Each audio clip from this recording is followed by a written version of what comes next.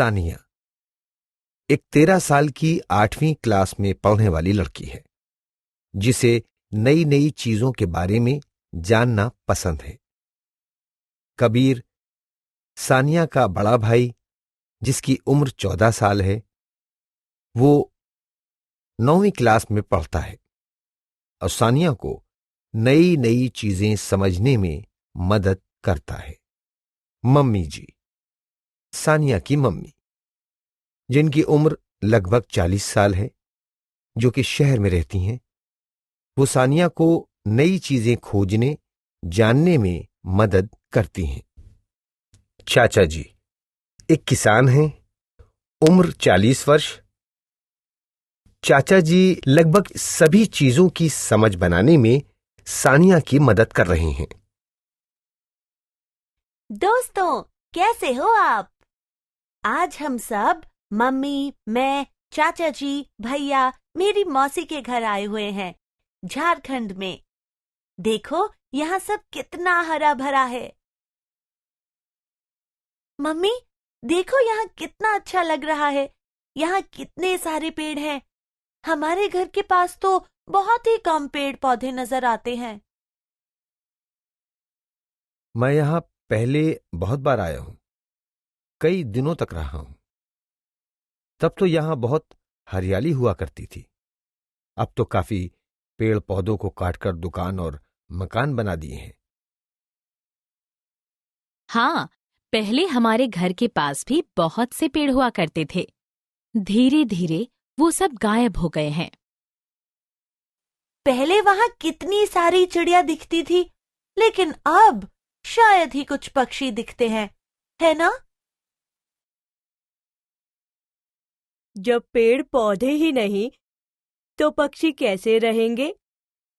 चाचा जी के गांव में पेड़ पौधे हैं, तो वहां इतने पक्षी भी दिखते हैं। मुझे डर है, अगर यहाँ भी इसी तरह पेड़ों को काटते रहे तो कहीं यहाँ के जंगल पूरी तरह बर्बाद ना हो जाएं।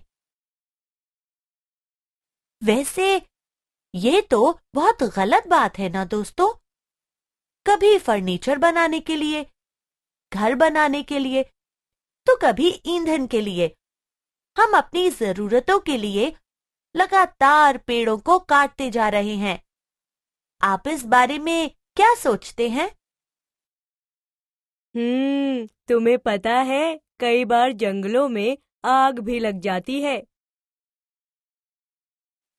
कभी बाढ़, भूकंप जैसी आपदा से जंगल बर्बाद हो जाते हैं। इसका मतलब प्राकृतिक कारणों से भी जंगलों की बर्बादी होती है ना? सानिया, तुम जानती हो ना कि जंगलों के विनाश से क्या-क्या समस्याएं हो सकती हैं?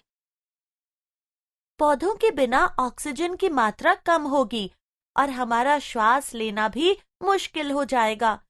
वायु प्रदूषण भी बहुत बढ़ जाएगा। बिल्कुल सही। पेड़ों की कटाई से हवा में कार्बन डाइऑक्साइड बहुत बढ़ जाएगी। तुम्हें पता है ना, इसके बहुत अधिक बढ़ जाने से क्या होगा? क्या होगा भैया? तुमने पढ़ा होगा कि पौधे अपना भोजन कैसे बनाते हैं। चलो देखते हैं कि तुम्हें उसके बारे में क्या-क्या याद है। तो बताओ, पौधे को अपना भोजन बनाने के लिए कौन सी गैस की जरूरत होती है? कार्बन डाइऑक्साइड की जरूरत होती है। शाबाश सानिया। अब सोचो कि अगर इस कार्बन डाइऑक्साइड का इस्तेमाल करने वाले पेड़ ही नहीं रहे तो क्या होगा? कार्बन डाइऑक्साइड की मात्रा बढ़ती चली जाएगी। हाँ, और इसकी मात्रा बढ़ने से पृथ्वी का तापमान भी बढ़ता जा रहा है। ओह, अच्छा, ये तो विश्व उष्णन यानी ग्लोबल वार्मिंग वाली बात है ना भैया? मैंने इसके बारे में पढ़ा था। हाँ, सही कहा। चाचा जी, आपने गांव में फसल के बारे में बताया था कि पौधों की जड़ें भूमि से जल सोखती हैं। पेड़ नहीं होंगे तो जमीन के नीचे मिट्टी में नमी नहीं रहेगी। इससे तो आपको बहुत समस्या होती होगी, है ना?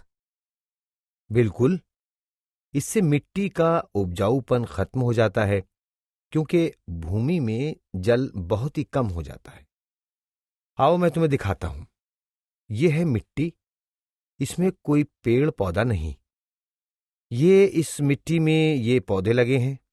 अब तुम दोनों बारी बारी से तेजी से पानी डालकर देखो क्या होता है।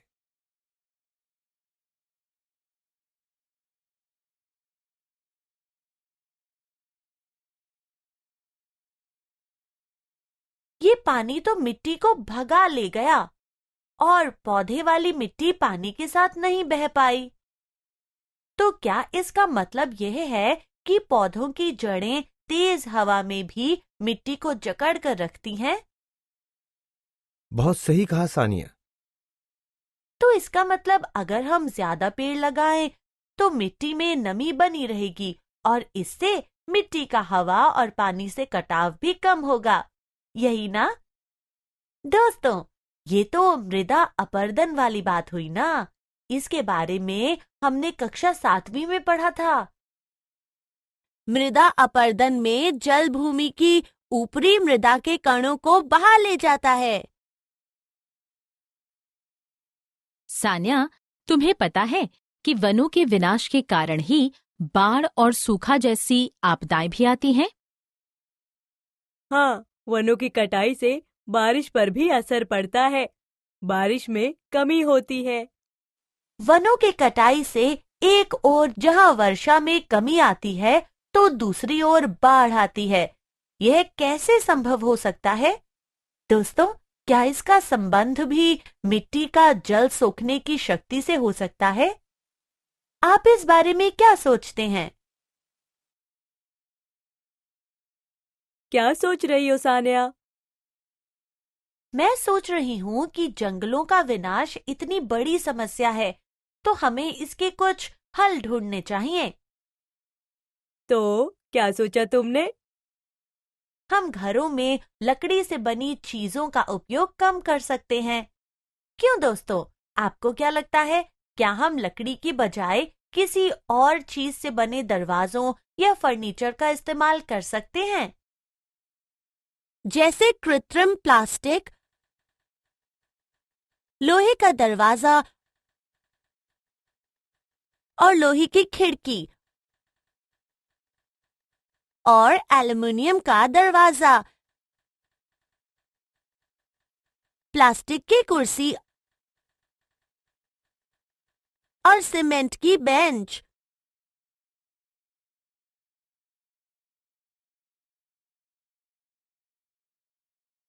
तुम जानती हो, कागज भी पेड़ों को काट कर ही बनते हैं। फिर तो मैं कागज की बचत जरूर करूंगी। भैया, क्यों ना हम कागजों का दोबारा इस्तेमाल करें? कागज की लुगदी से अलग अलग चीजें बनाई जा सकती हैं। अच्छी बात है, हम अपने घर में भी यह करेंगे। लेकिन सिर्फ ऐसा करने से ही पेड़ों की रक्षा तो नहीं हो सकती। बाकी चीजों के लिए तो लोग वनों को काटेंगे ही। इसका तो एक ही हल हो सकता है कि हम जितने पेड़ों को काटते हैं उससे अधिक नए पेड़ों को लगाते रहें। आप क्या सोचते हैं भैया? तुम्हारी बात बिल्कुल सही है। हम इन बातों का ध्यान रख सकते हैं। हमें भी अपने घरों के पास पेड़ लगाना चाहिए। यदि ईंधन के लिए पेड़ की लकड़ी का इस्तेमाल करना है, तो डाल कटाई इस तरह से हो कि पेड़ पूरी तरह से नष्ट ना हो। स्थानीय रूप से वैकल्पिक ईंधन के विषय में जानकारी इकट्ठा करके लोगों में जागरूकता फैलाना। सड़कों के किनारे पेड़ों की जड़ों की सुरक्षा के लिए तत्पर रहना।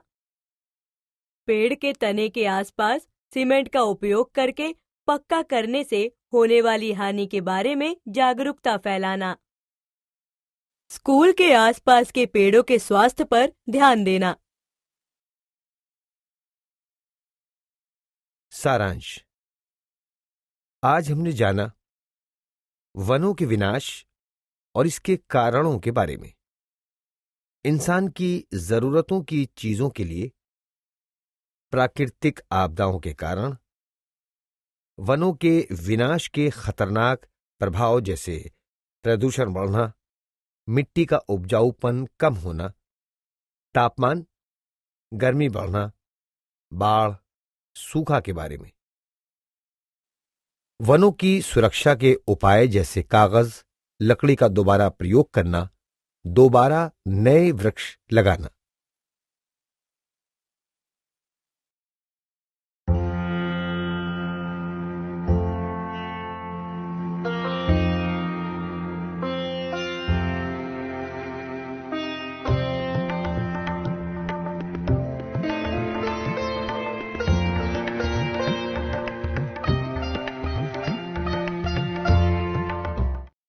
सानिया एक 13 साल की 8वीं क्लास में पढ़ने वाली लड़की है, जिसे नई नई चीजों के बारे में जानना पसंद है। कबीर सानिया का बड़ा भाई है, जिसकी उम्र 14 वर्ष है। वो सभी गतिविधियों और खोजों में सानिया की मदद करता है। मम्मी जी सानिया की मम्मी, जिनकी उम्र लगभग 40 साल है, जो कि शहर में रहती हैं, वो सानिया को नई चीजें खोजने, जानने में मदद करती हैं। चाचा जी एक किसान हैं, उम्र 40 वर्ष। चाचा जी लगभग सभी चीजों की समझ बनाने में सानिया की मदद कर रहे हैं। अब तक हमने जाना वनों के विनाश और इसके कारणों के बारे में। इंसान की जरूरतों की चीजों के लिए प्राकृतिक आपदाओं के कारण, वनों के विनाश के खतरनाक प्रभाव जैसे प्रदूषण बढ़ना, मिट्टी का उपजाऊपन कम होना, तापमान, गर्मी बढ़ना, बाढ़, सूखा के बारे में।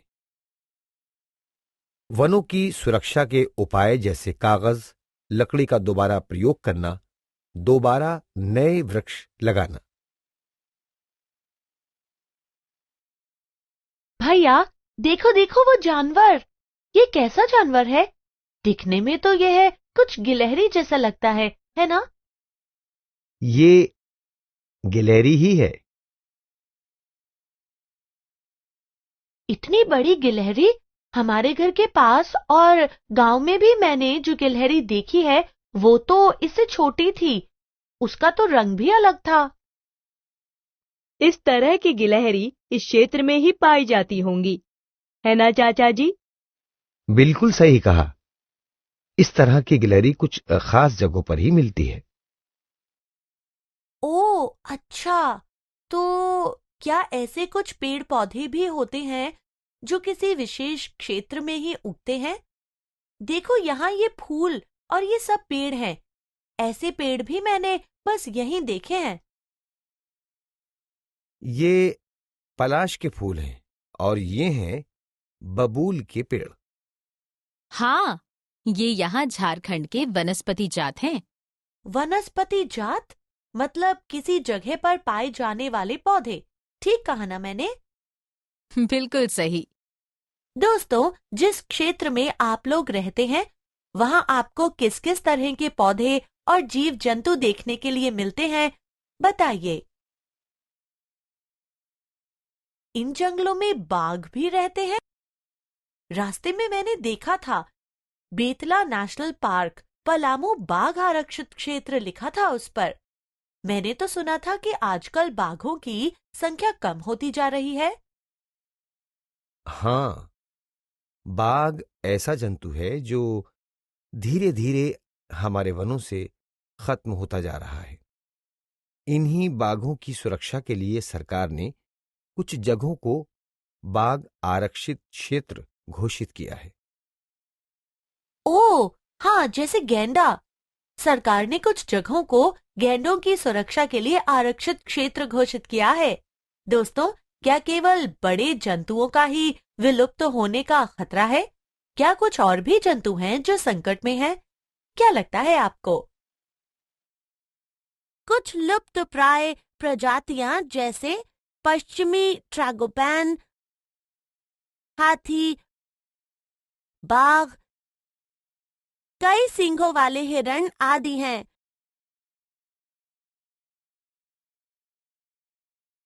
यह जानकर अच्छा लगा कि इन जंतुओं की रक्षा के लिए सरकार भी इतना कुछ करती है।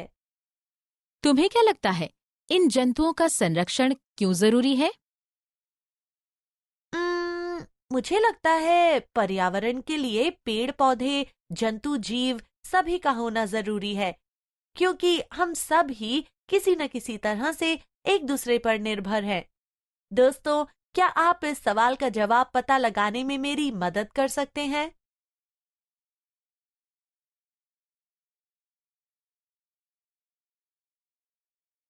सानिया, क्या तुम कुछ और भी जीवों के नाम जानती हो जो संकट में हैं? मैंने जंगली भैंसा, बारहसिंघा और गिद्ध के बारे में सुना था कि ये कम हो रहे हैं। दोस्तों, क्या आप किसी संकटग्रस्त प्रजाति का नाम जानते हैं? बताइए।